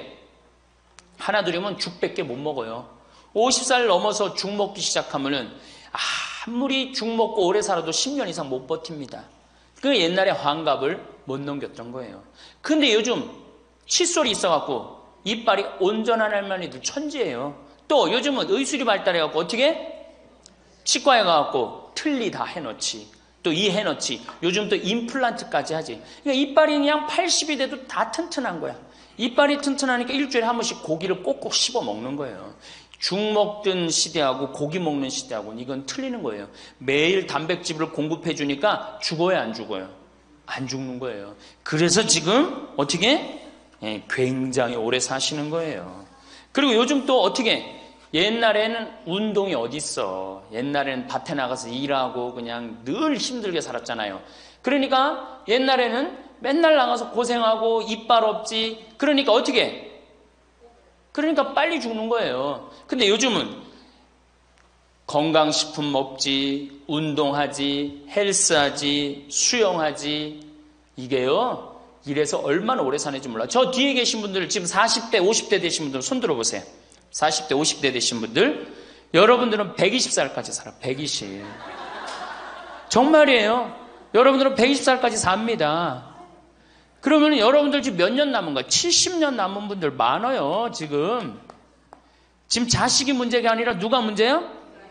여러분들이 문제예요. 지금 자식 걱정할 때가 아니에요. 지금 70년이면 작은 시간이에요? 70년이면 엄청나게 긴 시간이에요. 이 70년 동안 뭐하고 살 거냐? 이거 진짜 고민해야 돼요. 이렇게 오래 살 줄 모르고 노년에 대한 준비 안 하신 분들이 이 노년에 대한 준비를 하신 분들은 과연 몇이나 되고 노년을 준비 안 하신 분들은 얼마나 될까? 내가 보기엔 노년 제대로 준비한 사람들 10%도 안 돼요. 우리는 노년을 어떻게 준비하면 된다고 생각했어? 자식 하나 잘 키우면은 노년 준비 잘한다고 생각하고 있는 거예요. 근데 우리나라가 이 자식 교육의 맹목적이죠. 맹목적입니다. 이 세계에서 자식한테 이렇게 맹목적인 나라 없어요. 세계에서. 그러면은 우리 할머니들, 할아버지들이 왜 자식 교육을 맹목적으로 시켰느냐? 1900년도에 조선이 무너져 버려요. 그렇죠? 1900년도에 조선이 무너져 버려요. 그럼 조선 무너지기 전에 500년 동안 양반 상놈이 있었어. 그러니까 양반하고 상놈이 있었는데, 여기 계신 분들 뭐 다 지금 족보 있다고 그러죠? 나도 사실은 우리 집 족보 있다고 그러지만은 이게 얼마나 믿어야 될지 몰라. 왜냐하면은 조선시대 양반이 10%밖에 안 됐어요. 100명 중에 10명만 양반이었어요. 충청도가 10%, 경상도는 4%밖에 안 됐어요. 그러면 90%는 다 뭐야? 상민이야, 상민. 노예든 노비든 뭐 백정이든 전부 다 서름 받고 살았어요. 옛날에 노비가 얼마나 서름을 받고 살았느냐 하면은, 말을 타고 지나가다가도 양반 집을 지나가면은 양반 이 담이 시작되는 곳에서 말에서 내려야 돼요. 말 타고 양반 못 지나가요. 그러면은 말 타고 말을 끌고 가다가 양반 담이 끝나는 데서 다시 타고 갔어요. 만약에 그냥 말 타고 지나가다가 걸리면은 멍석마리로 맞았어요. 그러니까 그냥 수백 년 동안 서러웠던 게 1900년대에 순식간에 무너져 버렸어. 양반, 상놈, 계급이 무너져 버렸단 말이야. 이제 뭐만 하면 출세할 수 있어? 공부만 하면 출세할 수 있었던 거예요. 공부만. 그러니까 그냥 공부만 하면 판검사 되면 모든 게 이제 내 원한, 그동안 수백 년 동안 쌓였던 원한 한을 다 풀 수 있다. 그래갖고 이제 나는 못 먹어도 논 팔고 소 팔고 정말 나 먹고 싶은 거 쓰고 싶은 거 못하는 한 있어도 누구는 교육시켜? 자식은 교육시키겠다 이거. 자식은.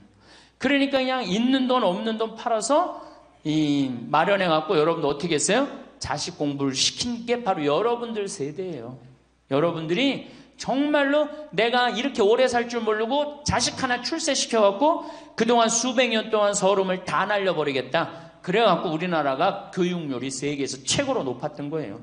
근데 지금 젊은 사람들은 왜 그러는지도 모르고 지금은 무조건 그 전통을 이어받아갖고 자식한테 미쳐서 교육을 시키는 거고, 지금 젊은 사람 30대 40대는 할머니 할아버지들 세대는 그 서름을 날려버리고 싶어서 자식을 교육을 시켰던 거예요.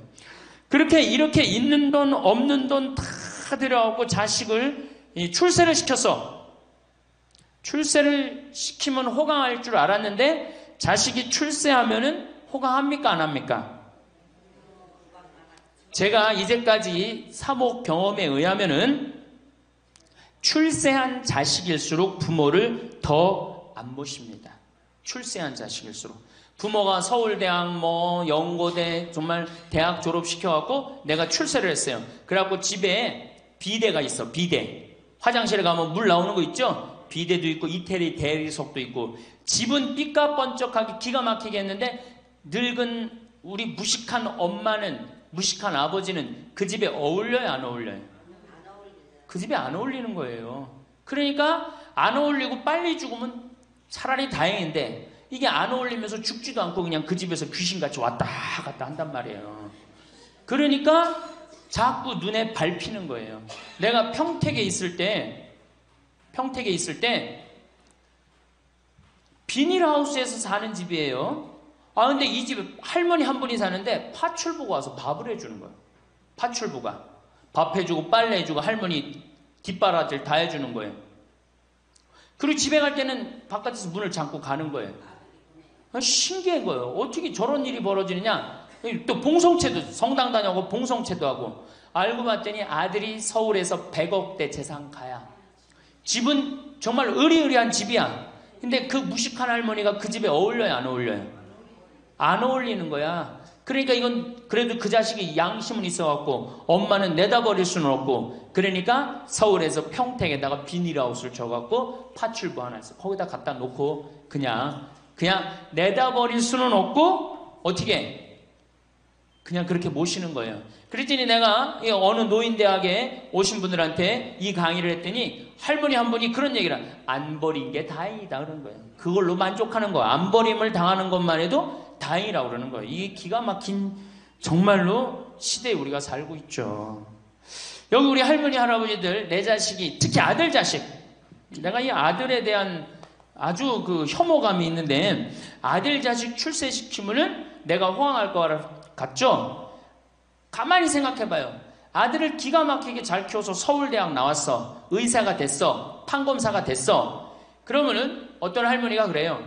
아들 자식 잘 키우면 잘 키울수록 여우 같은 년이 나타나서 낚아채 간다는 거예요. 예, 아들 자식을 잘 키우면 잘 키울수록 여우 같은 년이 나타나서 낚아채 간다는 거예요. 근데 가만히 생각해보니까 그 말이 맞는 것 같아요. 왜? 아니 의사하고 판검사면은 이쁘고 귀하게 자란 집 딸이 낚아채 갈 거 아니야. 다 그렇게 결혼하지 않아요? 그럼 그걸 어떻게 해? 그냥 자식 뺏기는 거예요. 그래서 딸을 둘 놓으면 금메달, 아들 하나 딸 하나 놓으면 은메달, 아들만 둘 놓으면 목메달이에요. 그래서 아들만 둘 놓으면 목메달이에요. 여기 얼마 전에 굉장히 재미난 통계가 나왔어요. 아들은 늙은 부모를 54% 구박한대요. 아들은 늙은 부모를, 며느리가 14% 구박한대요. 딸이 11% 구박한대요.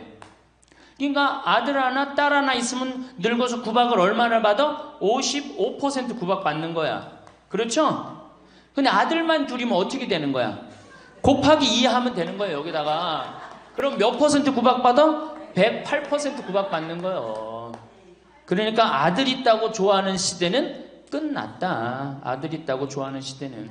그리고 잘 키운 아들일수록 누가 나타나서 낚아채 간다?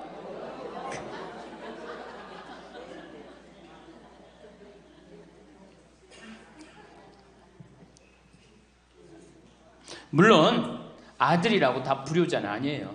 물론 제가 이렇게 목욕탕 이렇게 가보면은요 정말 기가 막힌 아들을 많이 봐요. 80, 90된 아버지를 60된 아들이 모시고 와갖고 탁 때 밀어드리고, 그 다음에 온탕에 들어갈 때도 손 한번 대보고 아버지 여기 괜찮다고 그러고, 끝나면 또 온몸에 로션 탁 발라주고 이 옷 입혀가는 그런 자식들 참 많이 봐요. 기가 막힌 효자들도 있어요. 또 음식점에 가보면은 큰 늙은 그냥 꼬부랑 할머니 모시고 와갖고 고기 구워서 입에 넣어드리는 자식들도 참 많이 봐요. 그렇게 효도하는 자식들도 있는데 그 몇 퍼센트냐? 10% 이상 넘지 않을 거려. 우리 집도 이 둘째 아들이 기가 막힌 효자예요. 내가 봐도 참 효자예요. 좋은데 구경시켜드린다고 그 시와오 그 저기 뭐야 갈대숲 그리고 회도 사드리고 시간 되면 여행도 모시고 기가 막혀요. 근데 그런 아들이 몇이나 되겠느냐? 제가 보기에는 그렇게 많지 않아요. 제가 뭐 비산동에서 보좌 신부할 때 고해성사 들어보면 맨 자식 욕하는 할머니들 천지였어요. 맨. 우리나라가 자식에게 이 사교육비로 쏟아붓는 돈이 세계 1등입니다. OECD 국가, 경제개발협력기구 국가 중에 1등이에요. 1등. 올해도 자식한테만 사교육비가 얼마 들어가? 20조 원을 쏟아넣었어요. 공교육비 말고 학교 가는 학비, 책값 이런 거 말고 학원 보내고 과외시키는 것만 20조 원을 쏟아놓은 거예요. 정신 나간 거죠. 이렇게 있는 돈 없는 돈 쏟아서 자식한테 쏟아붓는데 늙은 부모 안 찾아가기로 세계에서 1등이 어디에? OECD 국가 중에 우리나라가 1등이에요. 엄청나게 받았는데 그거 부모한테 되돌려줘요? 안 되돌려줘요? 되돌려주지 않아요. 이게 받아만 한 자식은요 줄 모릅니다. 받아만. 근데 우리나라 부모님들이 교육을 정말 잘못하는 게 뭐예요? 초등학교, 중학교, 고등학교, 대학교, 대학원, 장가 갈 때까지 어떻게 해? 다 해줘, 다 해줘. 자기 허리 휘는 거 모르고. 미국은요 10살이 돼 애가 10살이 되면은 동네에서 얘네들은 16살이면 운전면허증을 딸 수 있어요. 16살이면. 그럼 10살 생일 때 얘네들이 뭘 하느냐 하면은 동네에 돌아다니는 차, 자기 마음에 드는 차 있죠? 그걸 찍어요. 저 집의 아저씨 저 차는 내가 나중에 6년 후에 살 거다. 그 6년 후에 사면 우리나라는 당장에 6년 후에 누구한테 매달려? 엄마한테 사달라고 매달리잖아요. 근데 얘네들은 절대 안 그런다는 거예요. 그 차를 사기 위해서 아르바이트를 하는 거예요. 돈을 모으는 거예요. 이 미국의 대학생들은 아르바이트를 36% 하는데 우리나라 대학생들은 아르바이트를 5%밖에 안 해요. 그러니까 얘네들 6년 동안 돈을 모으는 거예요. 그러면은 자기가 그 차를 찍으면 그 차 주인은 알고 있어요. 저 아이가 내 차를 살라고 찍어 놓은 거다. 그럼 6년이 지나면 차가 꼬물될 것 같아? 안 꼬물될 것 같아? 꼬물되죠? 그래도 절대 안 판다는 거예요. 왜냐하면 찍어 놓은 아이가 있으니까.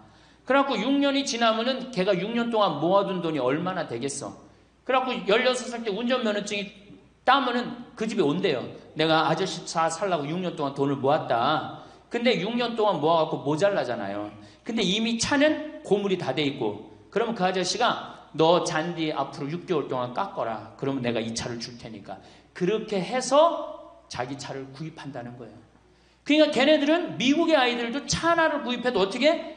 아무리 부잣집 아이들 때더라도 다 자기가 아르바이트해서 하는 거예요. 그 16살만 되면 독립한다고 생각을 해요. 차 자기가 구입하죠. 집도 자기가 구입합니다. 결혼해서 살 집도 자기가 돈 벌어서 다 해요. 그리고 여자를 데리고 오지 우리나라처럼 일단 여자 데리고 오면 부모님이 집 얻어주는 이 기가 막힌 거죠. 여러분들 우리나라 60대 되신 부모님이 자식 뒷바라지 책임져주는 비율이 83%예요. 그러니까 대부분의 할머니 할아버지들이 60이 돼도 누구 뒷바라지 해주느냐고 허리가 혀? 자식들 뒷바라지 안 하고 허리가 쉬는 거예요. 우리 집에 캐나다 원어민 선생님, 수원에 있는 중학교 영어 원어민 선생님이 일주일 동안 우리 집에 와서 농사를 배웠어요.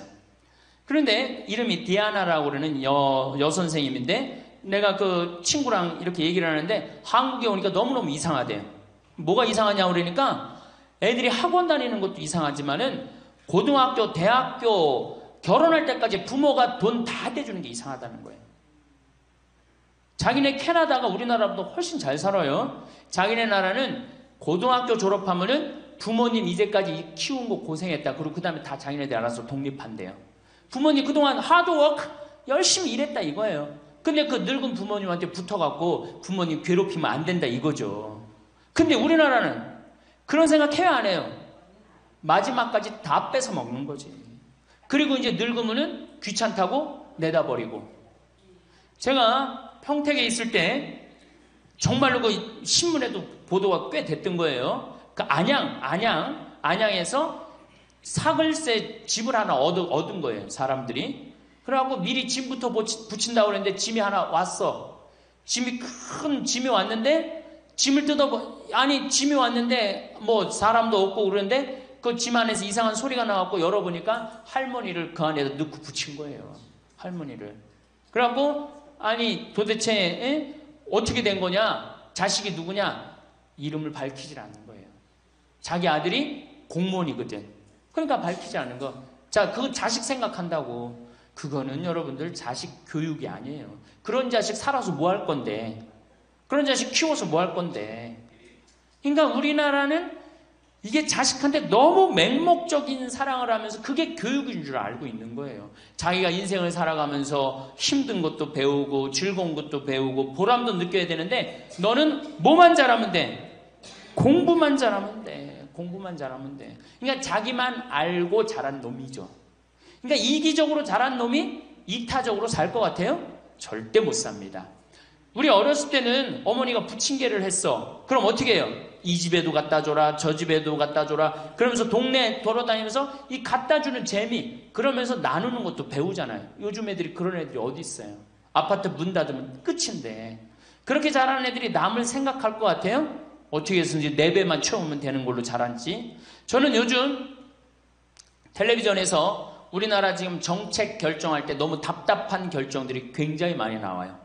어떻게 저런 결정을 할까? 국민들 생각을 하는 걸까? 안 하는 걸까? 그런데 그 결정하는 애들이 다 누구야? 초등학교 때 공부 잘하고 중학교, 중고등학교 공부 1, 2등 하고 서울대학 가고 행정고시, 외무고시 이런 거 다 합격한 애들이 결정한 거예요. 자기만 알고 자란 애가 결정하는 거예요. 내가 하버드대나 몇몇 대학에 들어가는 그 활동 그것도 써준 적이 있는데 그 들어가는 애들, 걔네들은 뭘 제일 중요하게 여겨요? 봉사활동. 사회봉사활동을 얼마나 잘했느냐. 그러니까 1년, 2년 세계로 돌아다니면서 봉사활동하는 거예요. 근데 우리는 봉사활동도 다 어떻게? 다 거짓말로 꾸며갖고 들어가는 거예요. 여기 그렇게 써달라고 오는 사람들도 많아요. 그리고 봉사활동 오겠다고 그러고도 약속 어기는 사람들도 많아요. 정말로 그렇게 해갖고 자식을 키우면은 뭐 할 건데요? 83%가 60세에 책임을 지는데 70세에 돼갖고는 몇 퍼센트가 책임지느냐 하면은 64%가 자식을 책임져요. 70이 됐는데도. 그런데 일본은 9%, 70이 돼갖고 자식 책임지는 부모는 9%예요. 홍콩이 11%. 그러니까 우리나라 50% 할머니, 할아버지들은 늙어 죽을 때까지 누구한테 뒷바라지하다 죽어요? 자식 뒷바라지하다 죽어요. 이걸 문서 없는 노비라고 그래요.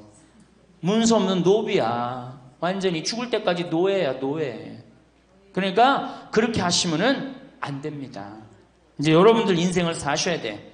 자, 효도가 사라진 시대예요, 이제는. 부모가 애절해야지 효도를 하지. 부모가 내가 부모가 없으면 내가 정말로 이게 안 되겠구나 이래야 되는데 지금 내가 50, 60이 됐는데도 부모가 살아있어 안 살아있어요? 50, 60이 돼도 부모가 살아있어요. 내 몸 하나 건사하기 힘든데 누구까지 책임져? 80, 90된 어제 성당에서 교육을 받으러 왔는데 자기 부모 살아있는 분 손들어 보니까 많더라고요. 몇 살이냐니까 100살이래, 100살. 그래갖고 자식들이 어떻게 됐냐고 그러니까 자식들이 먼저 죽었대요. 너무 오래 살으니까 자식 앞세우는 할머니들도 굉장히 많아요. 굉장히 많아요. 100살. 100살이래요. 요즘 90 넘는 거는 아주 쉬운 일이에요. 웬만해야지 효도할 거 아니야. 먼저 죽는데, 모시다가 먼저 죽는데. 조선시대만 하더라도 부모님을 그저 10년만 정성스럽게 모시면 부모님이 알아서 돌아가 주셨어요. 알아서 돌아가 주셨어요. 그런데 요즘 부모님들은 20년을 모셔도 30년을 모셔도 돌아갈 생각을 안 하는 거예요. 100살을 산다면 거의 50년을 모셔야 되는 거예요.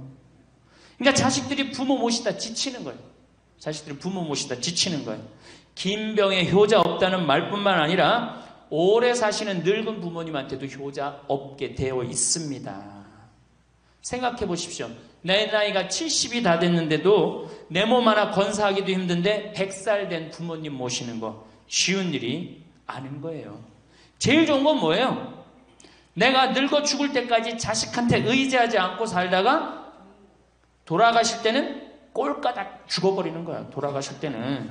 그러니까 지금 자식하고 같이 붙어서 산다 이런 생각 꿈도 꾸지 마시고 그냥 나 혼자 살다가 어떻게 죽을 때 꼴까닥 죽으면 되는 거. 죽을 때 신부님 그래도 자식이 내 임종은 봐야 되지 않느냐. 임종은요 부모님 조선시대에 또 그 전에 한 평균 연령 37세 40세 때 자기 부모님 돌아가시는 거 못 보면 한이 됐어요. 그렇죠? 근데 지금 임종 볼 필요 없어요. 볼 만큼 봤어. 아주 지겹게 봤어. 뭐 임종까지 봐요. 그냥 주무시다가 꼴까닥 돌아가시는 게 제일 좋으신 거예요. 이 꼴까닥 돌아가시는 방법은 내가 이제 네 번째 시간에 알려드리도록 하겠습니다. 신부님 어떻게 꼴까닥 돌아가는 방법이 있습니까? 방법이 있어요. 꼴까닥 죽는 방법이 있어요. 우리 옛날에 뭐라 그래? 요즘 뭐라 그래? 9988이라고 그러죠? 99세까지 팔팔하게 살아라. 이 방법이 있어요. 이건 제가 이제 말씀을 드릴 거예요. 환갑, 진갑 다 찾아 먹네? 그러면 진짜 오래 살았다는 얘기죠? 환갑은 몇 살 때 환갑 잔치를 해요? 60에 하죠? 그 다음에 진갑은 61. 진짜 오래 살았다고 그래서 진갑이야. 61만 살아도 진짜 오래 살아. 근데 요즘은 고희 70. 그렇죠? 그 다음에 희수 77, 미수 88, 백수 99. 이거 잔치하는 사람들 천치예요. 천치. 자식 하나 대학 졸업시키는데 드는 돈이 약 3억 정도 들어가요. 3억. 내 자식 둘을 졸업시켰다. 그럼 얼마가 들어가? 6억이 들어가. 6억. 셋을 졸업시켰다. 9억이 들어가. 9억. 그럼 늙어서 내가 정말로 풍요롭게 쓰는데 돈이 얼마 정도면 필요하냐면 5억에서 10억 정도예요. 그러니까 내가 자식 대학만 안 보내면 어떻게? 내가 풍요롭게 쓸 수 있는 거예요. 저 뒤에 계신 젊은 분들 대학 보낼 생각하지 마세요. 여러분, 우리나라가 고등학교 졸업해갖고 대학교 들어가는 게 83%가 고등학교 졸업하는 아이들이 대학 가요. 우리나라보다 훨씬 잘 사는 일본이 고등학교 졸업하고 대학 얼마 들어가? 50% 들어가요. 그 다음 유럽이 대학 졸업하고 30% 들어가요. 우리나라는 고등학교 졸업하면 아무나 진짜 공부하기 싫은 놈이나 꼴통이나 문제 일으키는 놈 아니면 다 대학 가는 거야. 다 대학 가요. 일본은 할 만한 놈만 가는 거예요. 일본은. 유럽은 진짜 똑똑한 놈만 가는 거예요. 그래서 독일은 대학 졸업하면 문패에다 대학 졸업했다는 표시를 써놔요. 그만큼 대학 졸업하는 게 힘든 거예요. 근데 우리는 아무나 대학 졸업 다 해요. 아무나. 그 좋은 대학 가면 몰라. 머리는 완전히 그냥 정말로 돌머리인데 그냥 무슨 지방 제3대학, 4대학 나왔고 취직을 해요? 올해 여러분들 100명 졸업한 중에 취직 몇 명 했어? 3.8명에서 3.8명. 96명이 취직을 안 하고 놀고 있어요. 대학원 졸업했겠다. 손에 기름 묻히긴 싫겠다. 엄마 아버지 등 뜯어먹고 살고 있는 거예요. 아까 얘기했잖아. 83%가 60이 돼도 자식 책임진다고. 대학 졸업하고 취직을 해야지 자기 구실을 할 거 아니야. 차라리 대학 졸업하고 취직도 못할 양이라면 어떻게 하는 게 좋아요? 안 보내고 그 돈 모아갖고 애 가게 차려주는 게 훨씬 낫지. 아니면 그 돈 모아갖고 나 노후 대책 드는 게 훨씬 낫지. 우리나라의 대학을 때려 부시지 않으면 경쟁력이 없어요. 때려 부셔야 돼요. 유럽보다 대학이 10배가 많아요. 10배가. 유럽보다 대학이. 근데 그 대학이 경쟁력이 있느냐? 55개 국가 중에 경쟁력이 53개 3등이에요. 우리나라 대학이. 그러니까 다 미쳐있는 거야. 내가 보기에는 다 미쳐있는 거야.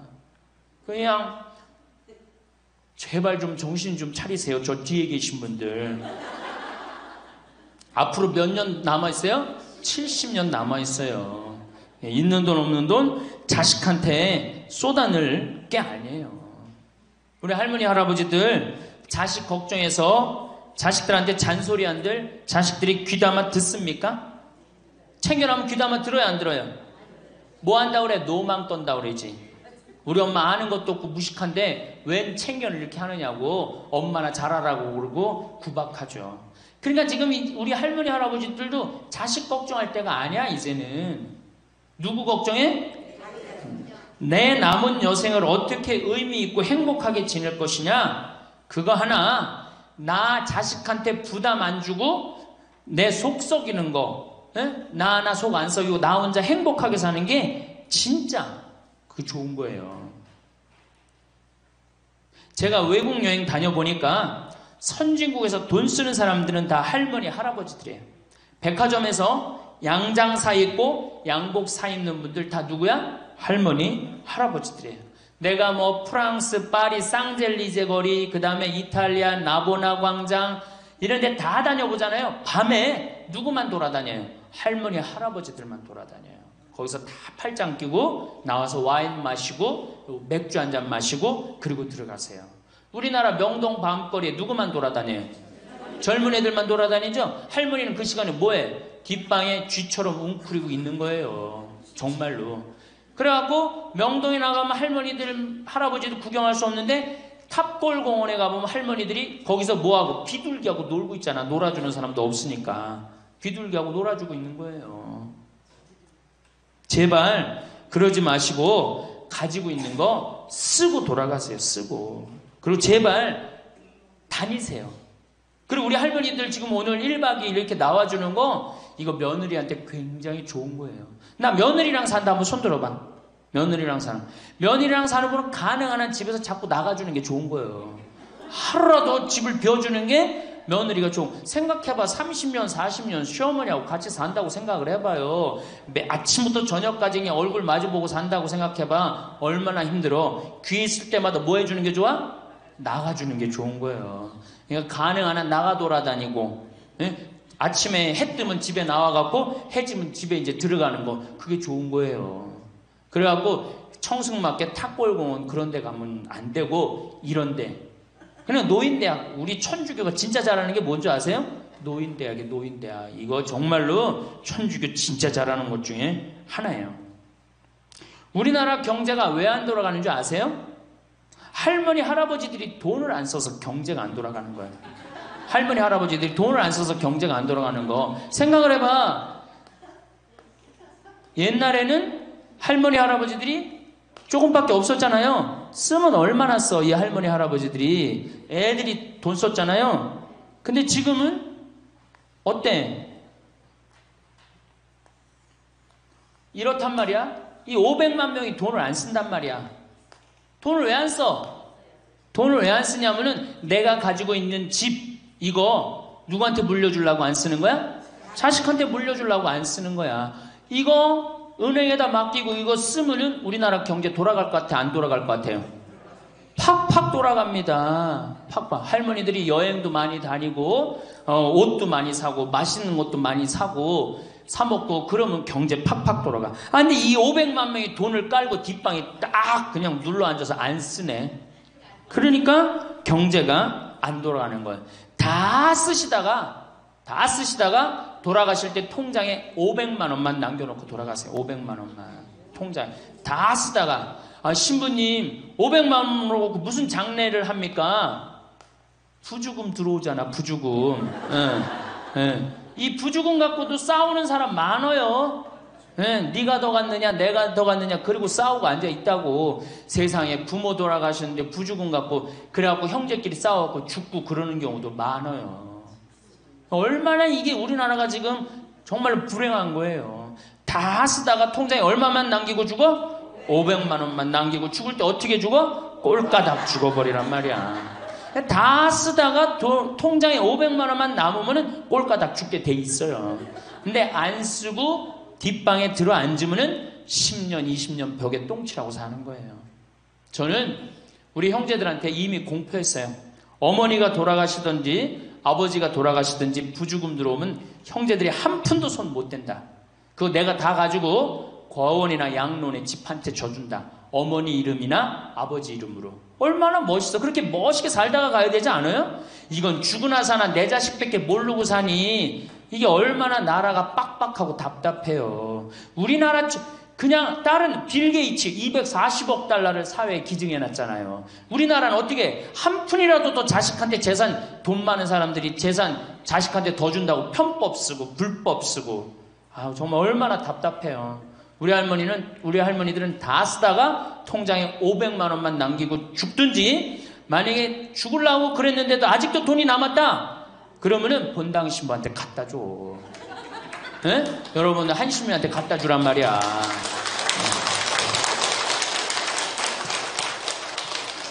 박수 치는 거 보니까 갖다 줄 의사가 있나 본데? 네?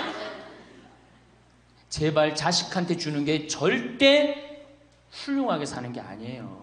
자식들은 지가 알아서 살고 나는 마지막에 이제까지 하느님한테 빌려 썼으니 하느님의 영광을 위해서 가난하고 어려운 이웃을 위해서 희사하고 가는 거예요. 그렇게 살아야지 우리나라가 복지국가가 되고 선진국가가 되는 거예요. 부자 부모가 돌아가면은 국가 재산의 반은, 본인의 재산의 반은 국가가 갖고 와 써보지도 못하고, 나머지 반은 네가 더 갔느냐 내가 더 갔느냐 형제끼리 싸워갖고 원수가 돼갖고 서로 만나지도 않아요. 만나지도 않아요. 근데 가난한 집 부모가 돌아가면은 이제 우리 부모 돌아갔으니까 우리밖에 안 남았다. 서로 나눠 가질 것도 없으니까 싸우지도 않고 어떻게 우애가 더 좋아진단 말이에요. 그걸 누가 만들어? 여러분들이 결정하는 거예요. 지금 아까 물어보니까 뭐 4억 5억 아파트 한 채에 뭐 4억 5억, 야, 그 돈 남겨놓으면 자식이 좋아할 것 같아요? 서로 원수됩니다. 원수돼요. 그러니까 다 쓰다 돌아가세요. 냉면 먹고 싶으면 큰아들이 사줄래나 둘째 아들이 사줄래나 막내딸이 사줄래나 여름 내내 기다렸는데 한 놈도 와서 안 사줘. 그 억울해 안 억울해? 아니 냉면이 얼마나 한다고 5,000원이면 사 먹잖아요. 그럼 내 돈 주고 내가 가서 사 먹으면 되는 거를 큰아들이 사줄래나 둘째 아들이 사줄래나 막내딸이 사줄래나 그걸 기다려. 그렇게 청승을 떨고 살아요. 내가 가서 내가 사 먹으면 되는 걸. 근데 평생 나를 위해서 써봤어 안 써봤어? 이젠 써보세요. 나를 위해서 쓰는 연습을 하세요. 그래야지 나라 경제가 돌아가는 거예요. 나무는 뿌리가 썩으면은 나무는 튼튼하지 못해요. 열매는 맺을 수가 없어요. 근데 우리나라는 지금 뿌리 썩어요 안 썩어요? 노인이라는 뿌리, 부모라는 뿌리가 썩잖아요. 그러니까 나무가 튼튼하겠어? 열매가 튼튼하겠어요? 이 열매들 내가 보기에는 요즘 중고등학교 젊은 애들 다 썩었다고 표현하면 좀 과할지 모르지만 내가 보기엔 96%는 대학까지 졸업하고도 놀고 앉아 있어요. 그러니까 제발 여러분들 그렇게 하지 마시고 그렇게 할 양이라면 차라리 내가 남은 인생 이제까지 자식 고생시켰고 자식 공부하느냐고 고생했죠. 그렇죠? 그 다음에 노동해내냐고 고생했지. 이제 65세 넘어서 인생이 휴가 기간 아니야. 휴가라면 휴가를 멋있게 쓰다가 죽어야 될 거 아니에요. 이제 우리 할머니 할아버지는 휴가 아니야 지금? 휴가죠? 휴가라 오늘 여기 1박 2일 동안 온 거 아니에요 여기 지금? 그렇죠? 근사하게 살다가 멋있게 살다가 죽을 때는 통장에 500만 원 남겨놓고 죽을 때는 어떻게? 꼴까당. 자, 다음 시간에는 노년에 맞이하는 상황에 대해서 말씀을 드리도록 하겠습니다. 감사합니다.